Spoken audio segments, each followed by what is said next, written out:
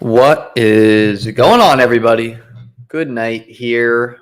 We're going to be going for about an hour or so. Do a little Best Ball Mania 4 portfolio review, some battle royales, maybe some chess, start sit questions, really whatever.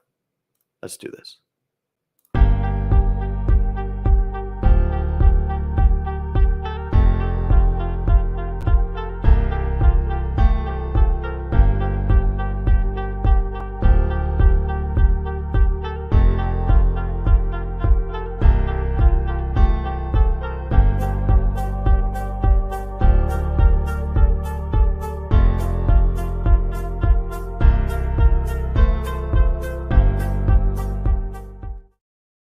For anyone new, I am Liam Murphy, a best ball player, fantasy football player, really whatever you want to call me. We're on the road to 5K. Make sure you subscribe. Thought I would jump in today with a couple of things. One, make sure if you haven't, if you're up and running on Underdog Fantasy, and if you're not, you can use promo code ChessLiam on Underdog Fantasy to get a $100 deposit match. But make sure that you put in at least $1 pick'em on Underdog's higher or lower prop for Tua, because what Underdog is doing, I mean, not financial advice. If you don't want to do the dollar, you don't want to do the dollar. But what Underdog is doing is, if we can scroll and find it, what they are doing, not Jalen Hurts. Oh, here it is.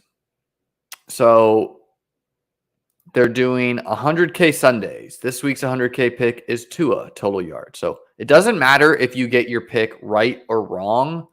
What does matter is you get one ticket per week. So one pick'em entry equals one ticket. Does not matter how much dollars you bet on this. You can do $1, you could do 500, whatever. It does not need to win. They're going to give away $10,000 to 10 people. We begin this week with $10,000 to 10 different winners. They've said that they're going to give away $2 million over the course of a season. So they're giving away $200K today. I don't know if they're going to do, I don't know if it's going to be just $200K a week, $10K to 10 different people a week, or if they're going to do some weeks winner takes all, $200K, something like that. Don't know, but pretty cool promo by them. So make sure you get in there. What's going on, Anthony? What's up? If you guys missed it, I did a great show with Justin Herzig yesterday. Justin was the first guest I had on the show where we recapped our highest scoring Best Ball Mania 4 teams. We looked at some of the community teams. We looked at some of the data of week one, some tweets I found informative. So make sure you check out that stream. Going to have a new guest on each week. Yeah, cool if you have pick'ems. Tarek saying here that basically he can't do pick'ems in his state. So sorry to you, Tarek. So yeah, I think we'd kick off this show with, if you're not already in my Discord, make sure you join that. But if you have any questions right now about your own fantasy teams, this is a great show for you to get those in. We're going to do the Battle Royale here, $10, $50K to first. We'll do a couple of these. But if you have a start sit question, great time to ask it in the YouTube comments right now. Not doing a bunch. Are you going to ever look at any of your big dogs or pit bulls? Yeah, Joe, I think we'll do that later in the season. Just going to show some of my exposures right now, and I don't really know what happened. This isn't the best organized by me, I guess you could say. But if you go into the 2023 season, and if we look at exposure, which I have 196 teams, if I type in Puka Nakua's name, I have $525 of entry fees on Puka. So clearly, I think I either drafted him on 2 big dogs and unfortunately only on 1 BBM4 team, depending how you look at that. So I probably have 2 high stakes shares of him, but only 1 share here. That's a weird one. 2-2 is a guy I have 425. I can tell you $100 of that is BBM4. So only 4 teams with 2-2, a lot more 20 round sites. Let's narrow this. The way you narrow it, by the way, guys, is you sort by entry fee here. So if you do $25, that's Best Ball Mania 4. Gainwell, you don't have to look further than my top 10 exposure list, which I think I'll pull up here. We pulled the 105, by the way. So this is going to be a little bit of DFS too. We'll talk through the slate as we do this. Got to go to my own Twitter here, or maybe we can search it. Chess Liam top 10. Yes, this is this year. Yeah, you don't have to look further than my top 10 exposures to see Gainwell at 18%. Nice to see Kyron Williams. I think that's how we'll kick off the exposure review show, looking at my top 10. I'm Ridley over Amon-Ra on half-point PPR sites. So let's kick it off by looking at my top 10 list, any hits and misses. Josh Allen, better weeks will be ahead for Josh. You don't play the Jets defense every week. Anthony Richardson, number 2 at 18% or 19%. Feel great about that. Honestly, I had more in the past, and I guess I just didn't get as much later in the season. Geno, let's get back to our pick real quick here. Wow, this guy goes Keenan and Herbert. I think it's pretty prudent to grab one of the top running backs, Bijan. Looked electric. He gets Green Bay. I think his usage will ramp up. Geno, the Seahawks lost both their offensive tackles in that game. So I think that's looking like a maybe long-term-ish injury, which is not great. So we'll see on Geno. I think we'll be okay in the long run. Too many weapons to fail, but not great to see week 1 and him losing those tackles. CJ Stroud, this was just a cheapie paired with the lead quarterback. He was fine, should settle in as a rookie. Jared Goff, 12%, feel good about that. Sam Howell, Sam Howell was pretty bad, but scored a rushing touchdown. That's kind of the thesis of Sam Howell. Hurts, 11%. I think better days will be a bit ahead there. Bryce Young, 10%. Yeah, I don't feel great about Bryce or CJ Stroud, but they were cheap. They're probably with stacks. Trevor Lawrence, 10%. Feel good about him. And Lamar Jackson coming in at number 10. About 9%. Moving on to our draft here. Before we go back there.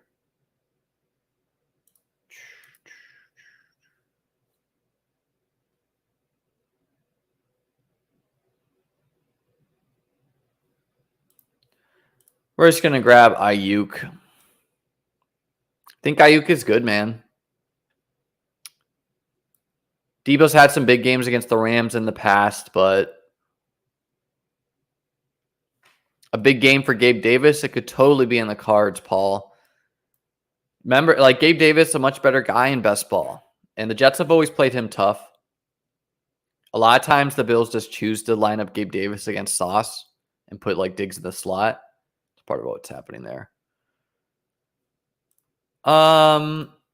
Just going to grab Trevor for the stack.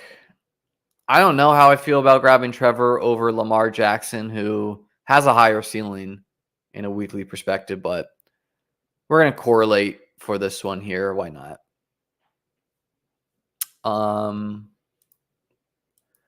Back to my list here. Running back, Charbonnet didn't do anything. Not too worried about that. Think that should ramp up over the course of the season. Of course, he has a massive workload if something would happen to him. Jaylen Warren, they don't have to play the 49ers each week. I think he will be better.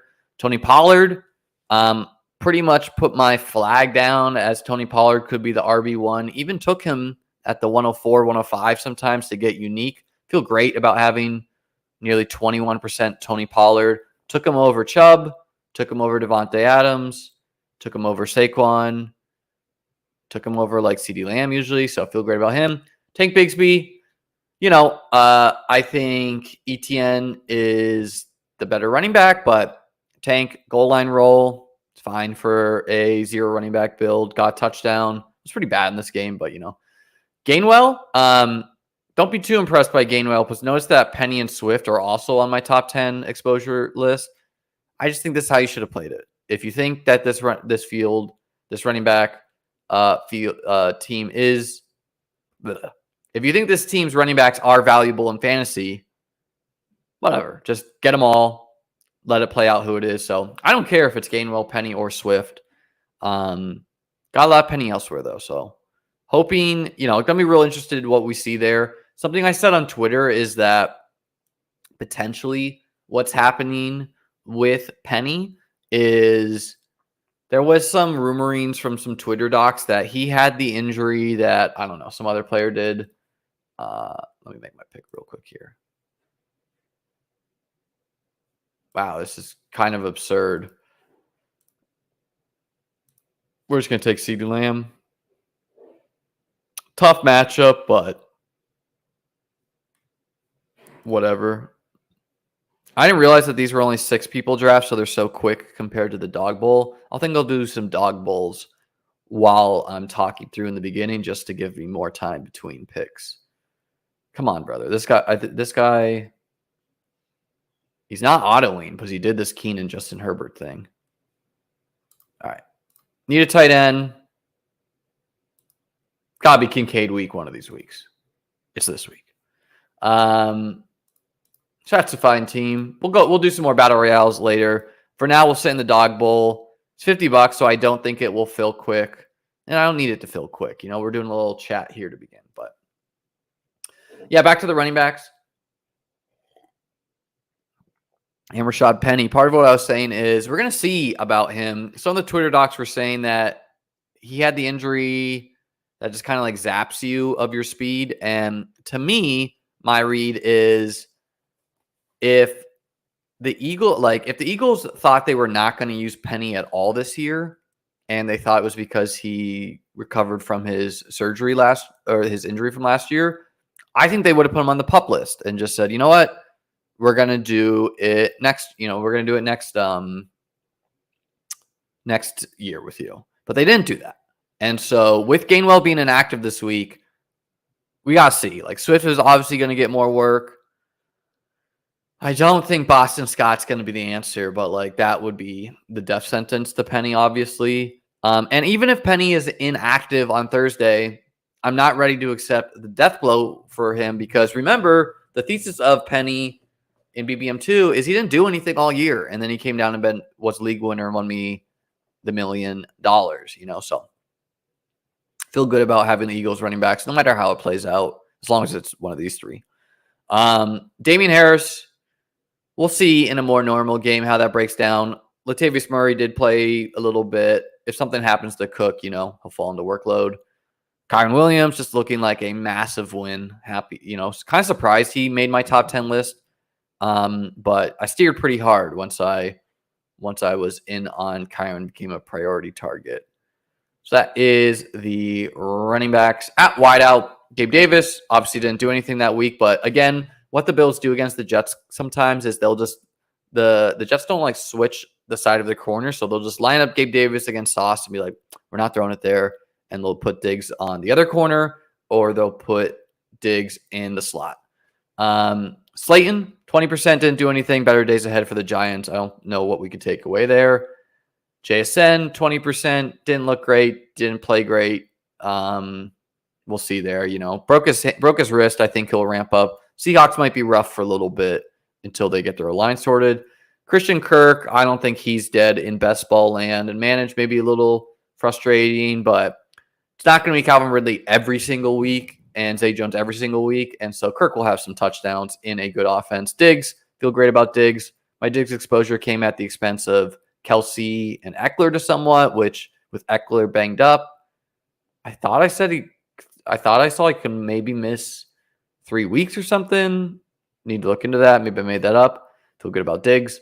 Mike Williams, he's got to have a good game against this Titans secondary.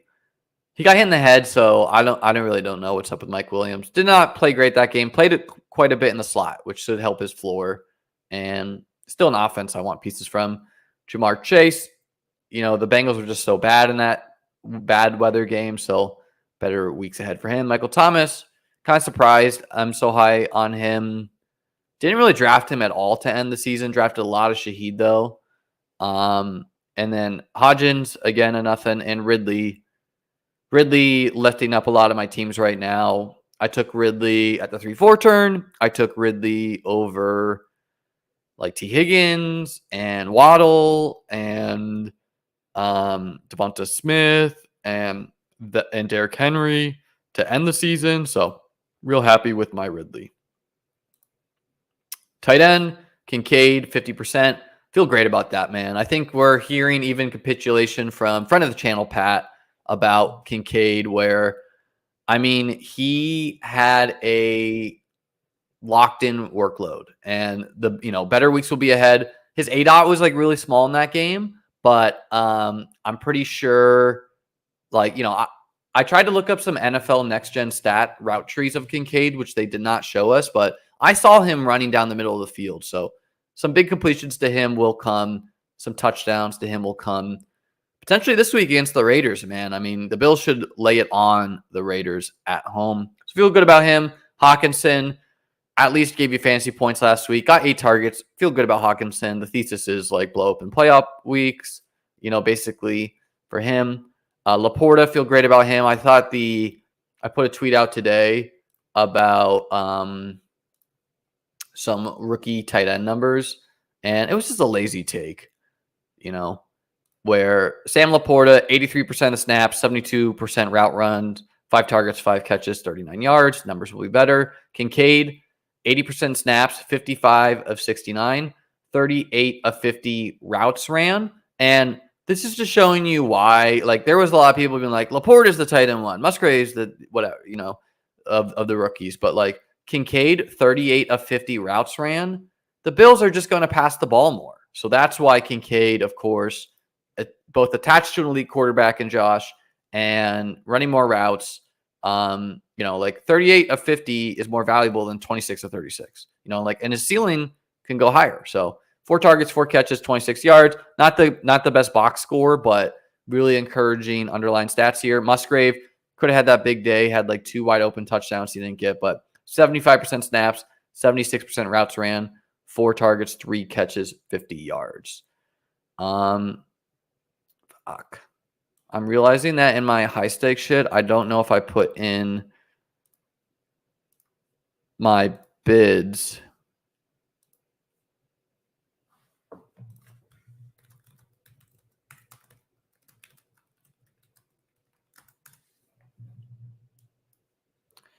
Well, I think I have till 10 p.m., so I'll just cut this thing short at like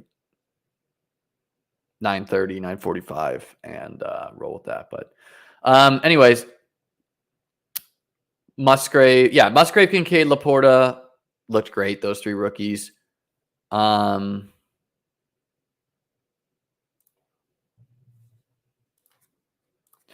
to a code manager here, Ron Stewart has a YouTube as well.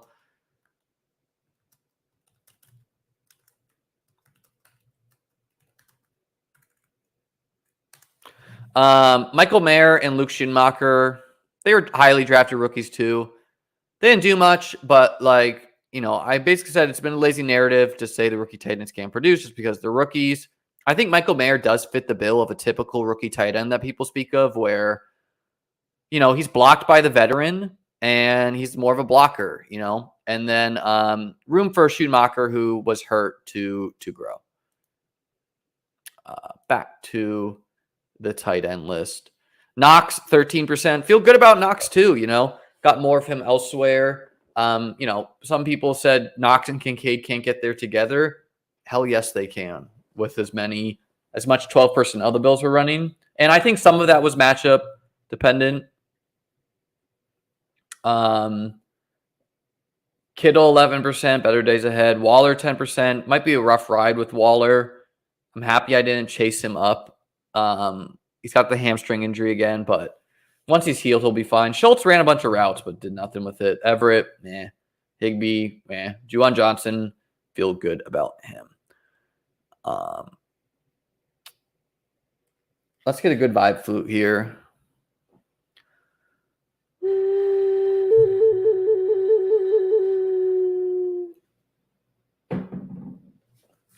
fun thing to do.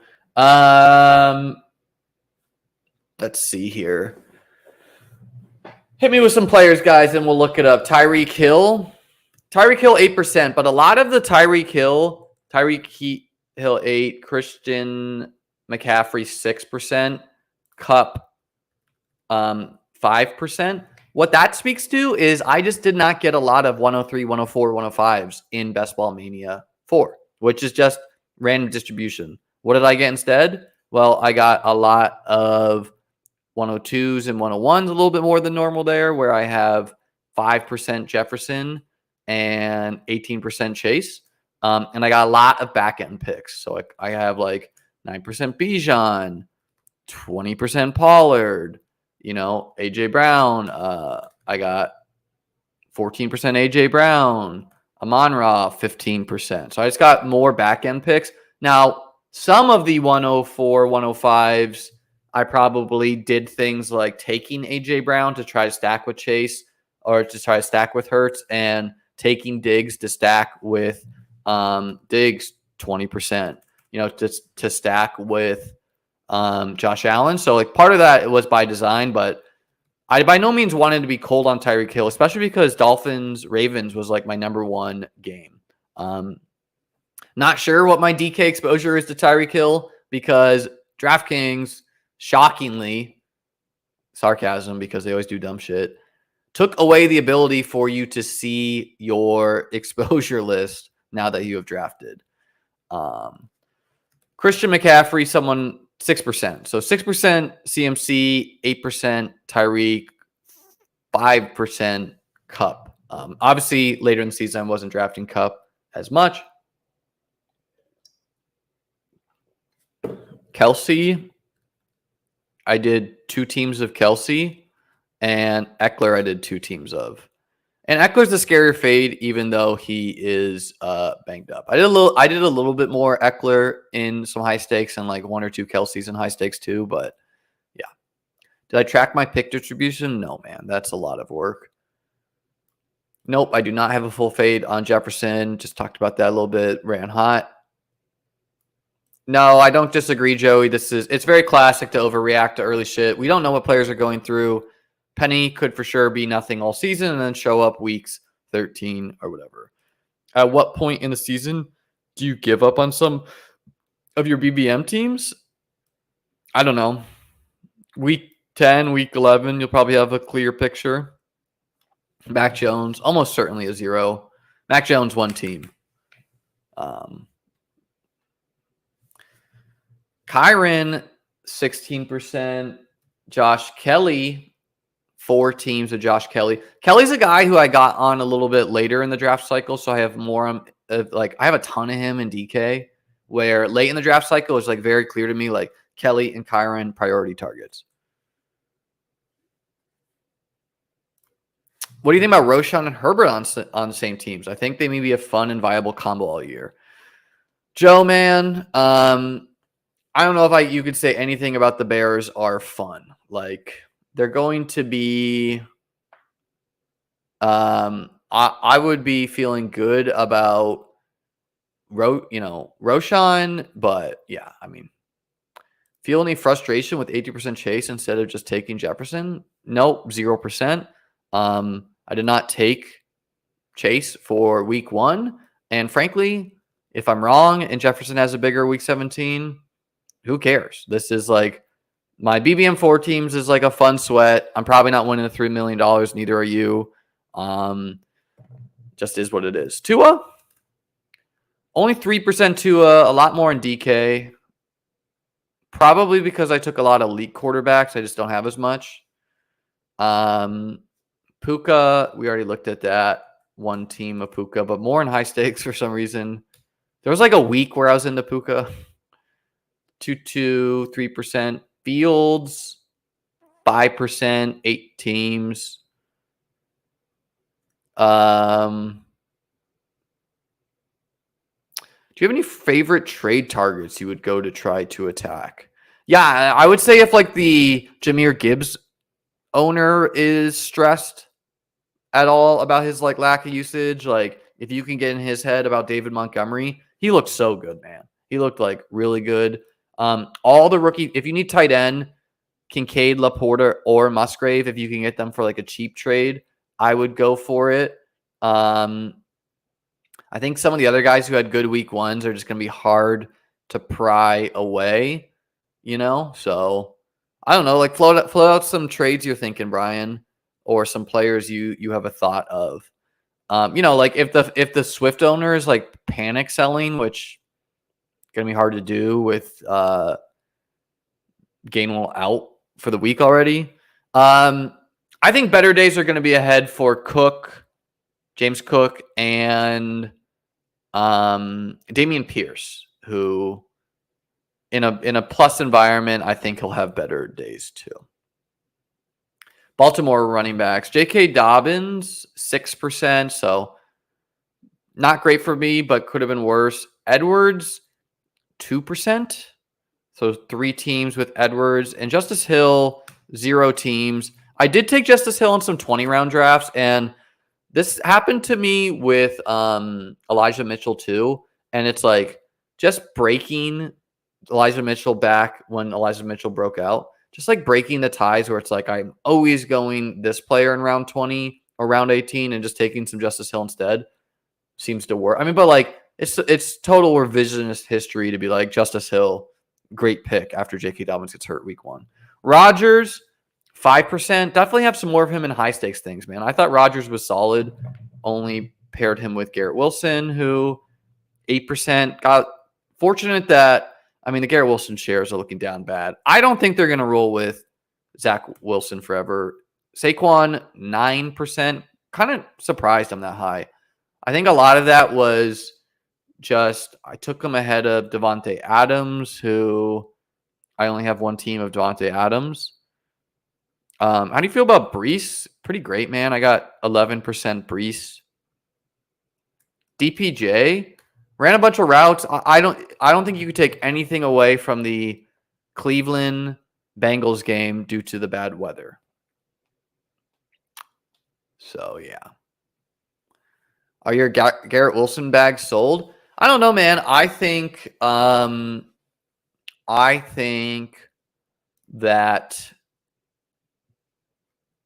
they're going to trade for someone, and you might get hyper targeted. Mike Williams, 20%. You can just kind of see that at the top here. Evan Hull, kind of a bummer he went on IR, man. I thought with how bad Deion Jackson did, he might get some work. Not that Deion's like a 0 or anything. Aaron Jones, I was like into Aaron Jones for a stretch, and kind of like towards the end I didn't. Probably should have held the line there a little bit more.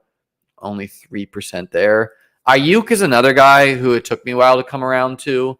Only 7% Ayuk. Have a lot more on DK, I think. Who could tell you, because DK took away exposures. Elijah Moore. I don't know. Here, let's look at drafters and see my top team on drafters at the moment. Your condolences for the Bills. Yeah, man. I'm not worried about the Bills at all. That game just fell on Josh Allen's shoulders. Like, he was just kind of like disrespectful to them. Like, that's a game where you just don't need to take any risks, and he took 3 risks. The fumble was unlucky, but the 3 picks were not great. But yeah, we'll be fine, man. I think Bills fans feel a lot better than Jets fans. Let's say that. So my top scoring team on drafters is currently in 117th place out of 85K. It is about 20 points out of first place. It is a Lamar, Trevor, Tua team. So locked and loaded at QB there. Tank Bigsby, Kenneth Gainwell, Singletary, Chuba Hubbard, Cordell Patterson, who should play in some weeks, Kyron Williams, Kareem Hunt, Travion Williams. So running back is really weak. Honestly, it needs like Kyron most weeks. Gainwell's already ruled out. Singletary wasn't great. Chuba Hubbard at least gave you something. Kareem Hunt's not even playing football right now, but maybe that will change with the Colts. And CPAT wasn't active. Travion, I think, is the RB2 there, but it's got Tyreek, Ridley, Mike Williams, Ayuk, Shaheed, and Slayton. So only 6 wide receivers, depending on. And this is like a thin group to go 6 with, right? I just pretty much stopped with Tyreek, Ridley, Mike, and Ayuk, and then just tacked on Shaheed, who I was pretty high on Shaheed. So especially towards the end, I was like slamming him and Slayton. And then Waller, Ingram, and Kincaid at tight end. Great tight end room there. We'll see on Waller's health. My second one, I'll look at that one too, is a Tua Kirk Rodgers team. RIP Rodgers. Got Tua and Cousins, though. Could be enough. Ramondre, ETN, Gainwell, Damien Harris, Chuba Hubbard, Kyron Williams, Evan Hull. So feel better about this running back room with Ramondre and ETN booking it down. Tyreek, Smith, Jordan Addison, Jahan Dotson, Bateman, Mingo, Justin Ross, and Corey Davis, Hawkinson, and Juwan. So this is like a totally fine team. All right, enough of the drafters. Is London dead, or are people overreacting a bit? Take a seat, Charlie. Take a seat. I don't want to alarm you here.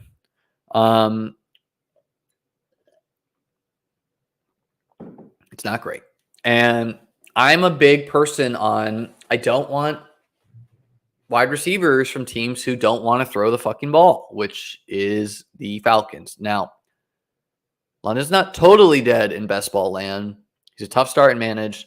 He is going to have better weeks.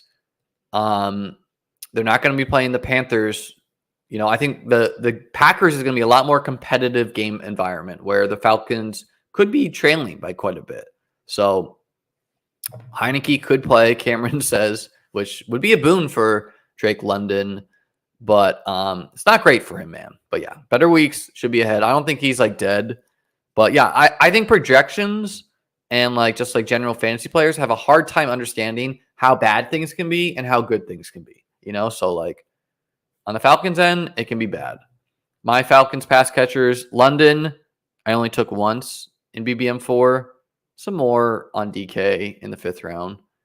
Pitts, 6%, who honestly Pitts is a tight end, so that's why it's easier to get away with it. And then Bijan, 9%, and Algier, 11%. And Ritter, 3 teams.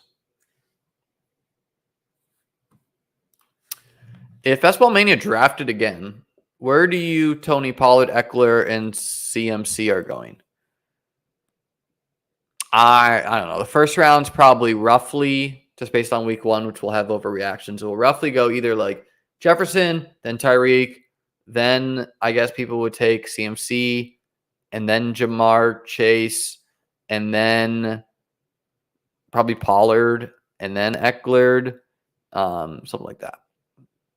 Oh, how much DJ Moore? Maybe 0.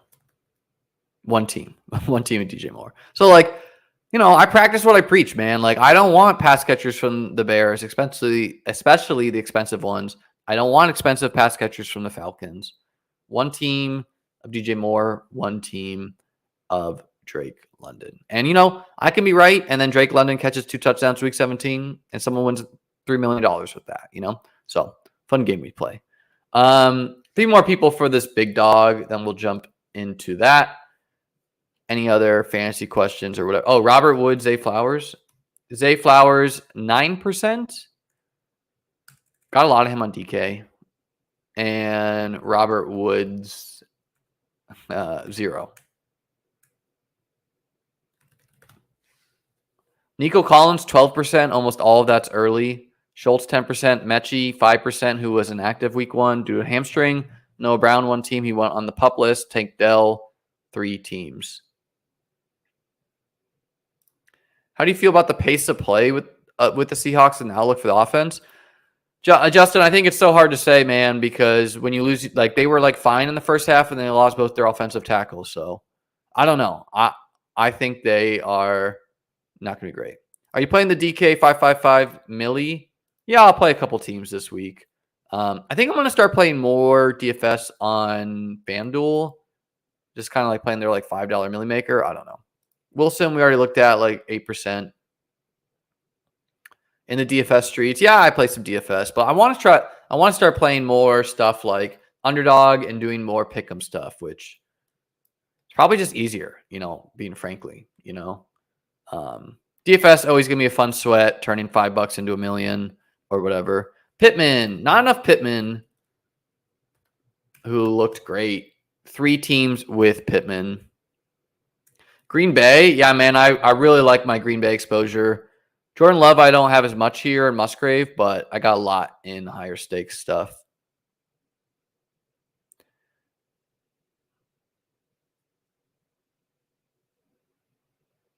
Good luck, 2v2 hunters.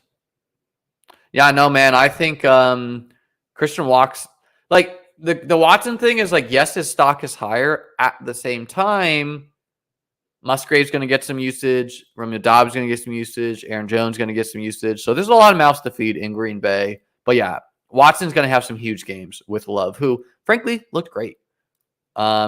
Pittsburgh is another passing offense I largely faded. 5% Deontay Johnson, who's hurt. I only got that when he was cheap. 5% Pickett, 1% Freiermuth, 1% George Pickens, 1% Najee. Najee and Cam Akers are looking like 2 of the worst picks in best ball. Do you think week 1 was bullish for Ramondre with him playing every 3rd and 4th down? I talked about this a lot with Justin. Yeah, I think week 1 was great for Ramondre. I'm not with the people who thought, oh no, Zeke got too much workload. I think Zeke will fade away in the long run. Would you drop Njoku for Musgrave? Man, that's tough, Brendan. That's tough. I think it's closer than people want to think. Probably not. Just got, again, like, hard to have any takeaways from the Browns in that game, but DFS show? Yeah, Daniel, I'll do a DFS show maybe. I did that a little bit last year, but approximately how many points do you need to advance to the playoffs in best ball tournaments? 1 point more than 3rd place, Michael. No, man, I don't know. I don't remember. I can look at my old teams and kind of like show you, but Pat Freiermuth outlook after the loss to Deontay. Yeah, you would have to assume that Love getting Diggs is the 104. I don't think Diggs should go after Monra, and maybe not even after Chase. These are 12 man, so we got more time to chill. The Steelers could just be bad passing, man. Calvin Austin got a little bit on DK. Would you rather have Mike Williams and Saquon or Eckler and Drake London in redraft? The real question of this is like, how do you value Eckler versus Saquon? Which, like, Saquon wasn't great, but again, let's give the Giants another more week. Thoughts on the Commanders' backfield? Those carries look good for B-Rob. Yeah, I was B-Rob over Antonio Gibson. Feel good about that.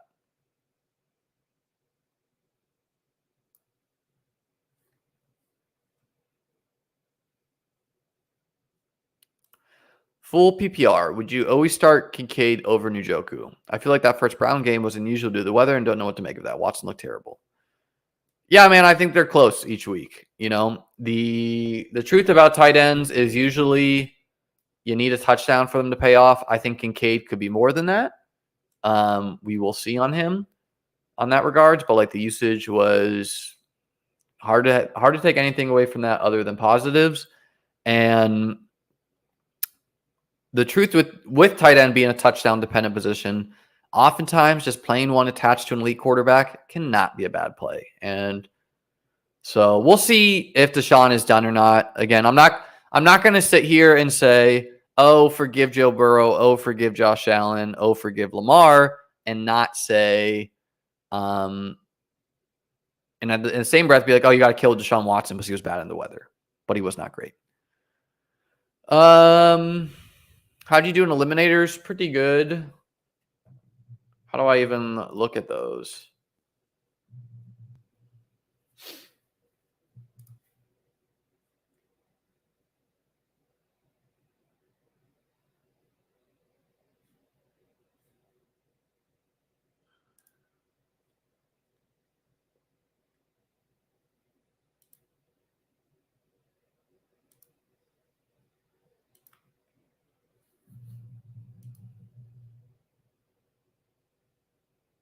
Okay, so I got 18 of 20 teams in the little eliminator, which feels good because I did all 20 at the same exact time.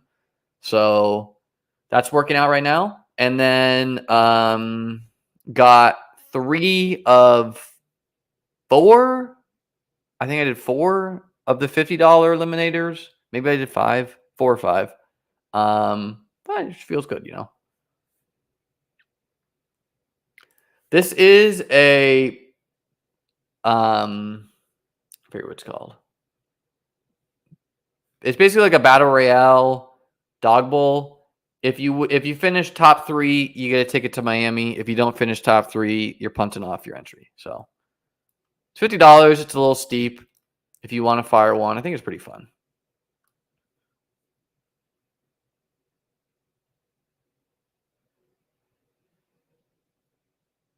Kincaid or Hunter Henry this week, full PPR. That's close, Carlos. Of course, it's Kincaid for me, but I will say Miami's kind of a team that gives up points to the tight end. So, what's your outlook for Kendrick Bourne? He's a guy I drafted a lot of last year, and I just kind of gave up on the Patriots. We'll see how the Patriots look, man. They looked good against the Eagles, but I mean they got a full extra possession due to Mac Jones throwing a pick 6, so that's going to pad the stats. And then the Eagles secondary might just be real bad, man. Would you trade Ayuk for ETN? If I need a running back, yeah. If I didn't, if I need wide receivers, no.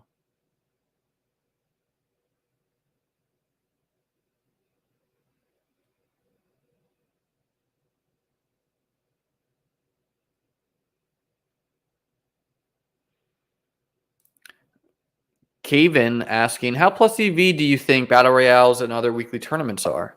I feel like in season long, I have edges with player takes, but week to week, it feels like random. I think if you evaluate strongly on each week, I mean, Keenan just kind of a steal here at the price. I think if you have strong weekly takes, it could be really plus EV. You got to be okay to lose at anything, though.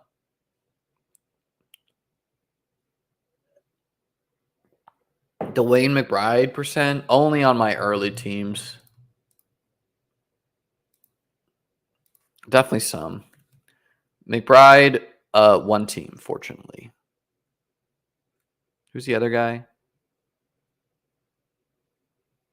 Oh, help me out, guys. The Vikings RB2. I'm forgetting the name. I'll just type in Minnesota. Ty Chandler. Ty Chandler, 9%. Madison, 4 teams. They were all when he was cheap, though. Wasn't McBride cut? I think he's on the practice squad. So, yes, but.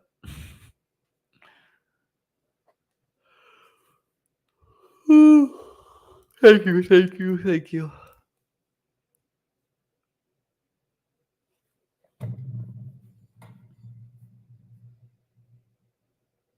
Yeah, I mean, I guess we got to do a DFS show. So that would make my shows weekly. I would have the best ball review show. I would have a DFS show, and I would have a pick'em show, and I would have this type of show where I just do whatever the hell I want. All right, let's just grab Herbert for the stack. So relatively chalky here, except for Keenan falling a bit past ADP.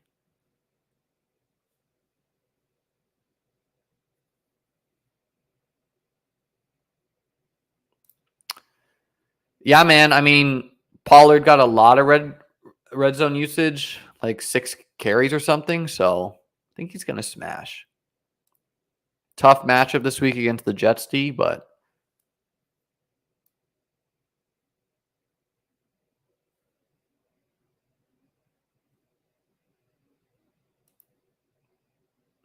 do you like the playoff format for best ball? Why don't they do the top whatever percent out of the entire pool makes it to the next week in the playoffs? Yeah, no, I like the playoffs a lot better. It's easier to understand. If you did top whatever percent, you're gonna have ownership percentages like really, really, really condensed where if a guy has a good week, he's going to be on literally every single team. It's kind of like that already, but not quite as bad. Play on drafters or something if you just want it to be total points. I like the randomness is part of the game. I think it's easy for casuals to understand too. It's like you win, you advance, not your top X%. You want me to bring back the head-to-head betting against the spread show?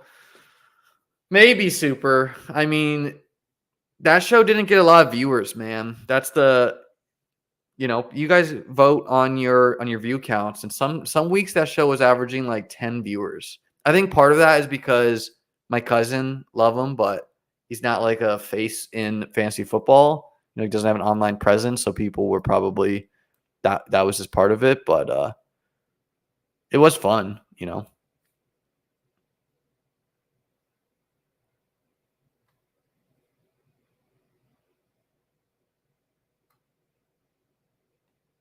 You need some McBride copium, man. I don't know if there is some. It's not. I didn't think I was gonna have to talk you off the ledge of McBride. Coming up on an hour here, guys. So I think I might just call it here after I finish this one. So get any questions you got in. 10 p.m. the waivers need to be in for the high stakes. So I did a lot of that this morning, but just gotta double check my stuff. I did 5 main events, 2 on my own, and 3 co-managed. Went 4-1, so feel good about that. The 1 week I did not win was one I did myself with Cup. So going aggressive on Puka in that league. PPR league, which 2 would you start this week? Zay, Elijah Moore, Javonte Williams, or Breece Hall? Probably Zay and Breece Hall for me. Breece, Breece is drawing live to not have a good game if they just load manage him either week. But to me, he probably just doesn't leave your lineup. And even with Andrews returning, Zay. What? Okay, so Andrews returns and Zay lowers to 8 targets, 6 targets. Justice or Gus? I'm a Justice guy over Gus. I think he's more explosive. Got 2 red zone carries, 2 touchdowns. Edwards, fine in best ball. He's going to get short usage there. All Justice and Gus are drawing live to be Leonard Fournette or Kareem Hunt or some dude I've never fucking heard of before. Start in the flex this week. Christian Kirk, Mike Williams, or Drake London. Mike Williams for me, his matchup against the Titans is pretty nice. Patriots +3 home against the Dolphins this week is sharp, Harb says. We'll see, man. We'll see. A lot of Patriots fans out there. Is Kyron Williams the top waiver wire pickup this week? Yeah, for sure. I mean, he's not on the waiver in any of the leagues I am, either because I drafted him or he got taken from me. Let's do James Cook. Little James Cook. Diggs mini. Need both of them to score a touchdown to work in this type of format. Dropped Charbonnet for Kyron. Yeah, I mean, tough call, but seems fine. Start 2 running backs. Pirine, Harris, Justice, Spears, Ford, and Ahmed. Well, if Mostert's out, you're probably starting Ahmed and Justice. But if you want to do Pirine or Spears, that's fine too. It's pretty close between those guys. I'm going to be interested to see how the Patriots D defends Tyreek. Some think you cannot slow down Tyreek. Might be true.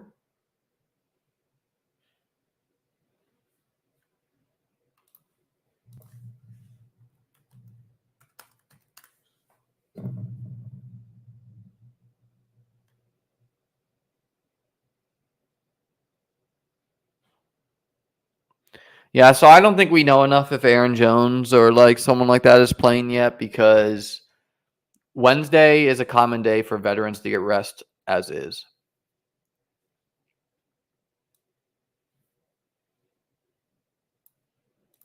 So I'm going to finish this out with a tight end and a flex.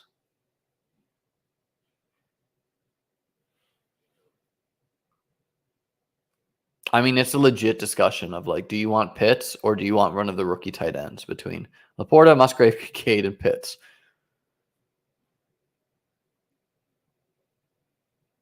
Do you think Christian Gonzalez is on Tyreek? I don't know, man. I don't probably, but I don't know if one guy takes care of Tyreek. I'm gonna go Musgrave this time. Mike Williams is injured, right? Not clear, Scared Crow. Like he got hurt, missed like a quarter of the game, and came back.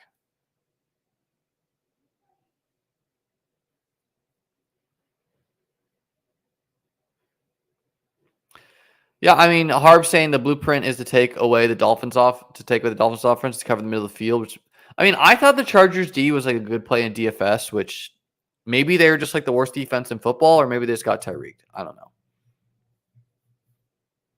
Do the Browns D pound Cincinnati? I think the Browns. They don't play Cincinnati. They play. Who do they play? They're a strong play, whoever they play. I remember seeing that. I picked them up on a lot managed or tried to. Steelers. They play the Steelers. Thank you. Browns D, Steelers, then Titans. So good schedule for them.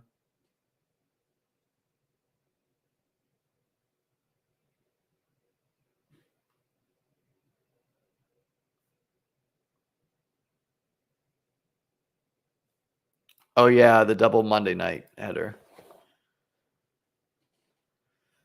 Yeah, I don't know, man. I think the big thing with Tua is he needs to hold up. I think it's possible Tyreek and Tua go scorched earth and just have like 5 40 to 30 point games each in the next 7 weeks. And we're all just like, all right, if you don't have Tyreek, you're not advancing. Like that's legit in the range of outcomes, but we'll see. Sometimes teams try to massively overcorrect. So they're going to try to take away. Seth saying, as a Chargers fan, they have the worst defense in football. Good players, bad defense. Yeah, man, it legit does not make sense to me. Like, J.C. Jackson is probably overrated at the corner, but Marlon Mack and Joey Bosa, like, geez, man. And, you know, the Dolphins didn't have Teron Armstead. That just shows what a good play caller can do.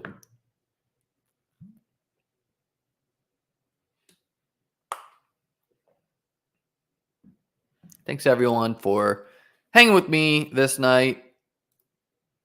Again, smash that subscribe button. We're on the road to 5K here. Jern James is good too. Yeah, I mean, I don't know. Or maybe all these names are overrated. I think we'll get out of here with one chess win on chess.com.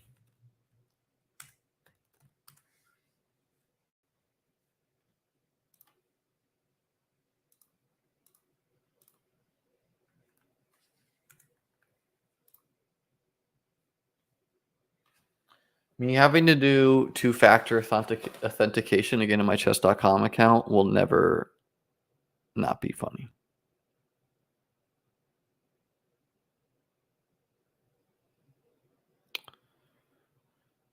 Where is this thing?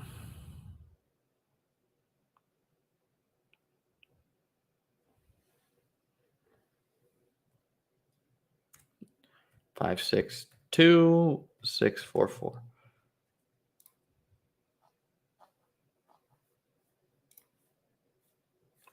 London's still available? Dog, I'm not drafting Drake London.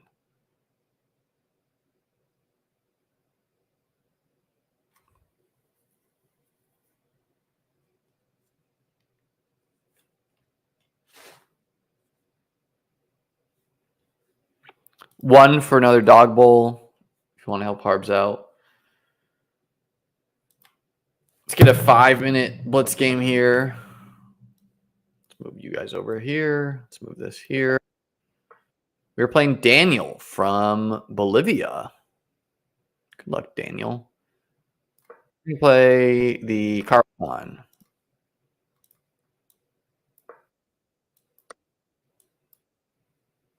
Developing, controlling the center. This is an abnormal move. We're going to develop our pieces. Got to break this into my king. Make my last pick here.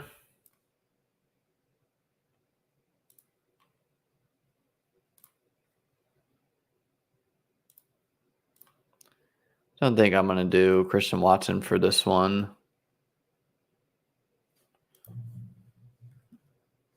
Let's get off the board. Let's go 2-2.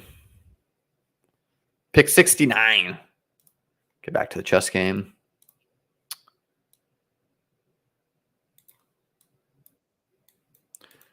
Allow my bishop to get out here.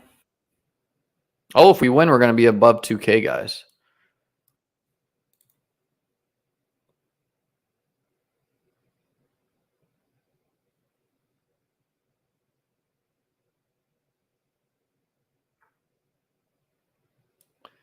Simply castle here. So white is like not developing their pieces.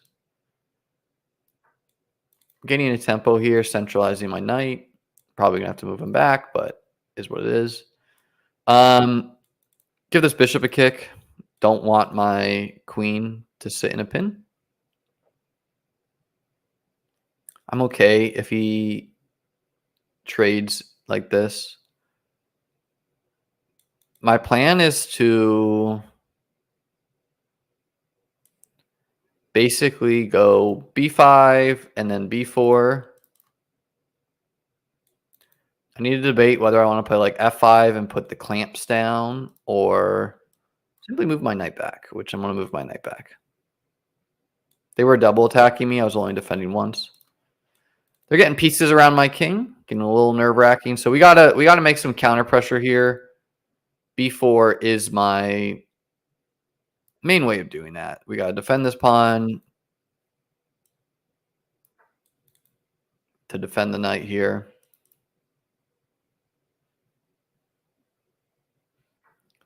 I gotta worry about like pressure here.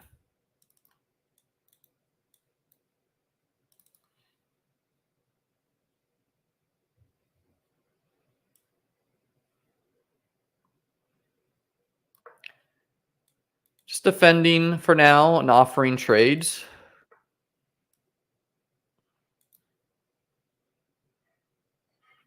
So I'm defending this twice, and they're attacking here is their idea. If I take, he checks me and I get checkmated. So pretty much have to play this move. Stop the bishop from seeing h7.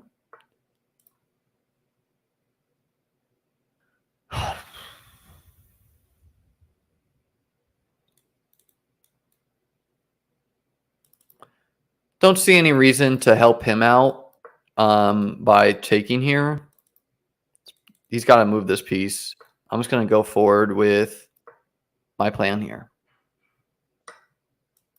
Opens up his rook, which is not great, but we got to get some targets here. This is going to be his weakness.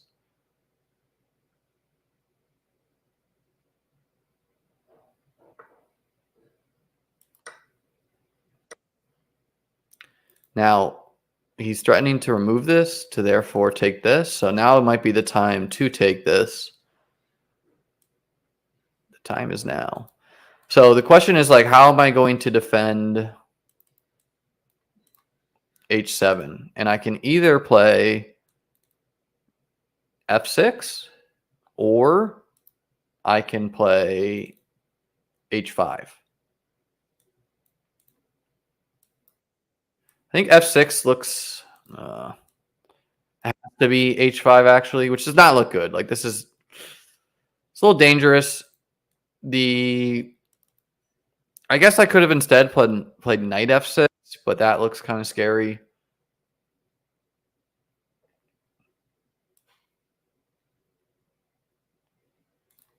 So if I go here and he takes, and I take and he takes,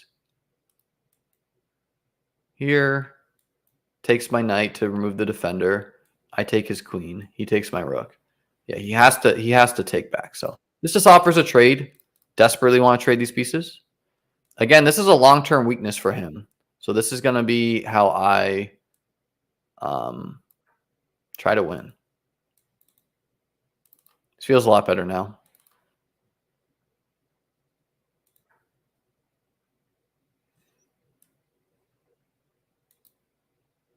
I mean, this move doesn't. Okay, well, I guess this is a threat. Knight g5. So now, do I want to get my knight in the game here or here? Probably looks better. But it might be just time to play rook b3. Yep, I like rook b3. I gotta defend this somehow. I'm low on time. I got 50 seconds, so I gotta get my fucking ass moving here. I have successfully defended. And now the idea is that he has a long-term weakness, and my weakness is only here. This is a weakness because it's a backwards pawn. It's a pawn that cannot be defended by another pawn. You see all my pawns are defending each other. And so this is the target. And he can't play c4 because he loses his bishop. This is like a legit move he's got to deal with.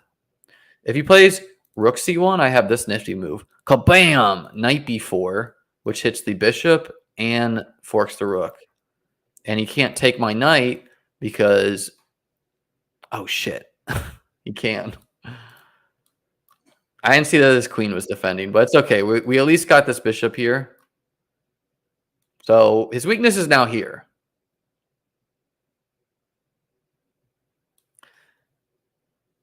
This is not great because I have to defend here. Ugh. All right. We lost my knight. My position was so good, too. I did not need to take that earnest risk. I was just so excited to play that move. We are not ending on a loss, so I will be playing chess until I win. Things are bad. Rook h8, queen takes rook, knight f7 is a fork. That's what he should do, but he doesn't see it.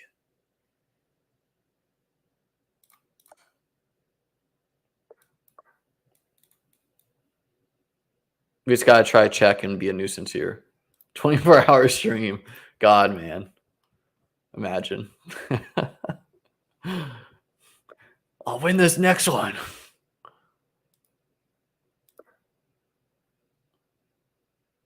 He's defending this.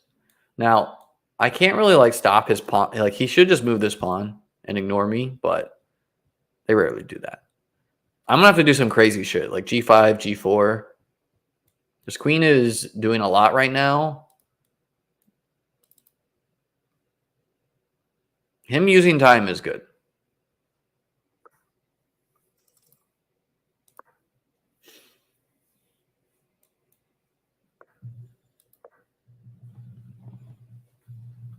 We just got to blitz our moves out here.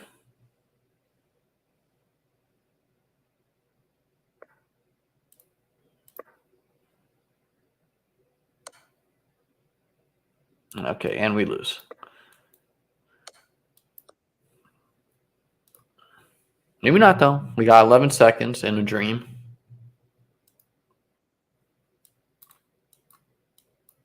Oh, God. I was not quick enough.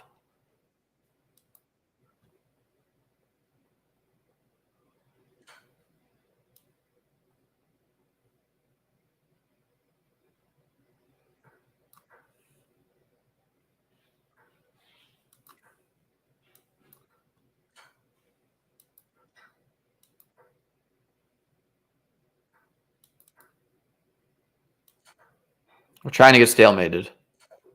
And we got checkmated. All right, good game, Dan Yule. RIP. On to the next. Yeah, I mean, I thought I actually played pretty good that game. We were multitasking. Man, I don't even know what the hell this guy's trying to do. We're going to play King's Indian. We played this really poor. Actually, no, we've already messed up. We're not playing the King's Indian. All right, this guy's playing doofus moves, so we can too. This is not normal what either of us are doing, but I'm experienced in abnormal chess.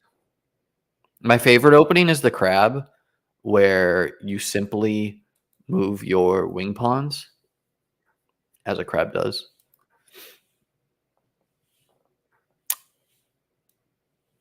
I like openings that are abnormal because it kind of comes down to is like, how do you understand the chess position rather than how have you memorized the moves? So this piece is his worst piece easily. I think some long-term plans for me are getting this pawn here, and we're not going to castle this game. We're just going to say we're going to fuck you up over here. Finding a way to release this bishop would be sweet, which requires like this pawn.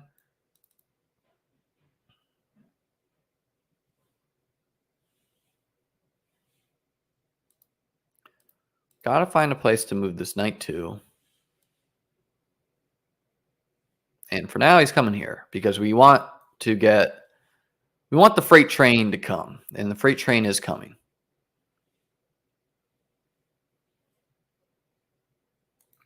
This is now a weakness. We want to give away this pawn and just open up this rook. And like, yeah, my king's not the safest in the world, but his pieces aren't equipped to do anything about it. Yeah, and he's trying to run.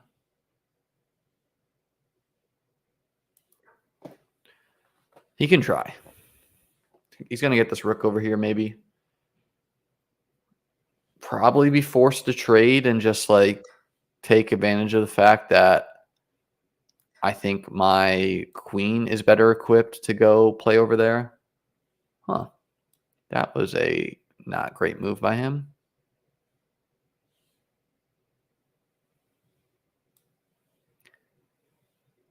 Yeah, so we don't want to give up this knight, but getting this bishop out. Long-term plans of like f5, e5, I think. Seem good. Our quickest way to get this queen in the game is queen g8 by moving the king. But we got to deal with this first. So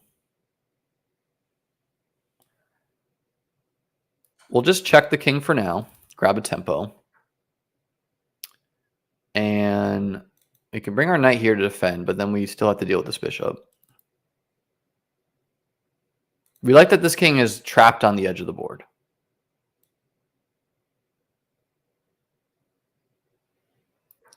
So I think rook g6 makes sense for now. Again, we'll grab a tempo.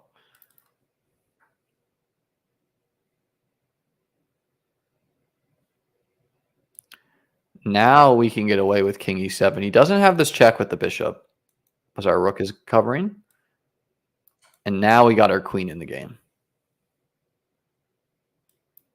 And he can't quite defend this rook easily. Okay, that works. That works. We're not interested in trading. So this is called a battery, a rook and queen on the same file here. You can see how this bishop is like not great right now.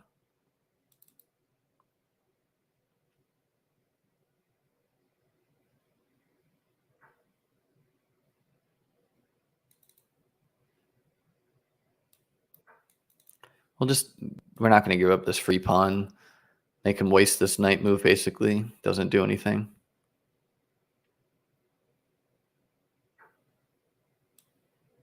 Getting this knight in the game, plopping it on d5 seems very strong.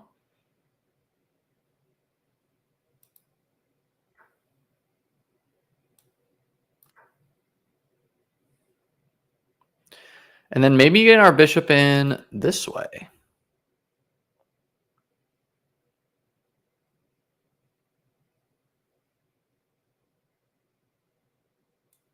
I'm exploring these captures. Let's set up our bishop first to not reveal. We have this discover attack of e5, where we hit the rook. And if he moves the rook, we can then use this pawn to capture here, which we can then, if you capture back with the pawn, move this pawn to then bring the bishop back here. That seems like a strong plan. Move this rook here, though, for now. I think f6 and e5 is our plan. He's attacking the square once, twice, but his bishop was pinned. He's now gotten out of that pin.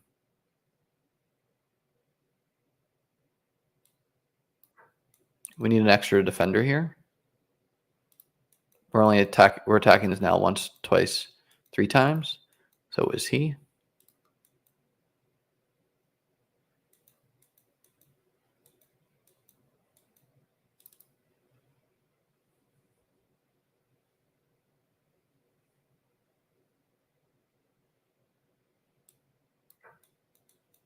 Just thinking that, like, in these close positions, you want to be thinking of, like, where do I want my knight? And then think of how you get it there. What game is this? This is 5-minute blitz chess. Knight e7 into knight f5 seems real strong. And if he wants to get this pawn, I will let him have it because my bishops will reign supreme on this chessboard. He should bring his queen over here and annoy me this way. But I don't think he's thinking that way. I think we got him afraid about this.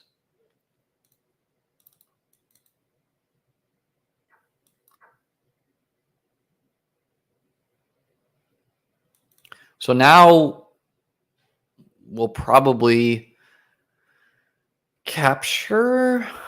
Why not, though? Okay, so we did figure this plan out.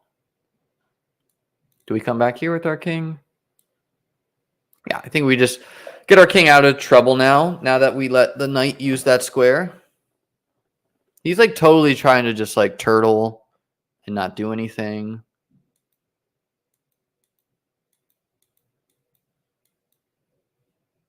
Trying to evaluate how that looks. I think that looks pretty good for me because I need to get these bishops looking at the chessboard.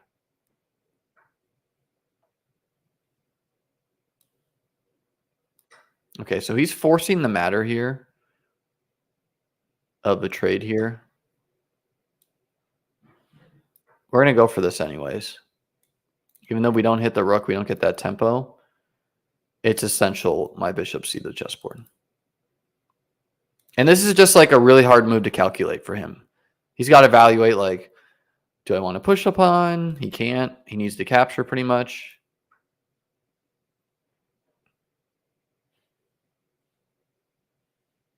Okay, so all he did is hit this. I can't really capture, honestly, because it gets his knight in the game.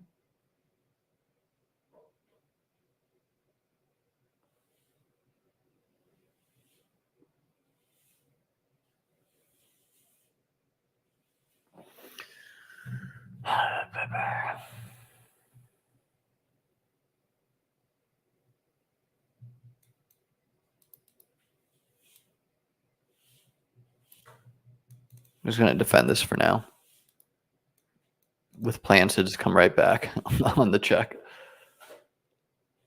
Not a great plan, but all right. So this has been removed, this pawn. And we're going to see if that's good for him or me. I'm going to give up this pawn too. We're just trying to give up material, get an attack going on, and say, how are you dealing with this?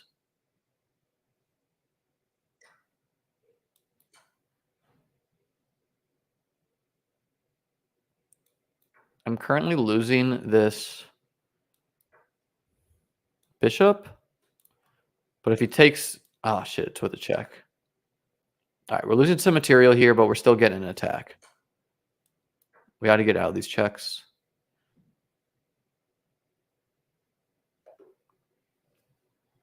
We won on time. That was the big, like, I just kept up a lot of pressure here. I'm curious how the computer said we could have attacked because I'm pretty confident I was better that whole game. Not if you believe chess.com, who says I was 70% accurate and he was 77% accurate, but his moves were just like turtling and sitting there. It is 9:40 and these waiver bids have to be in by 10, so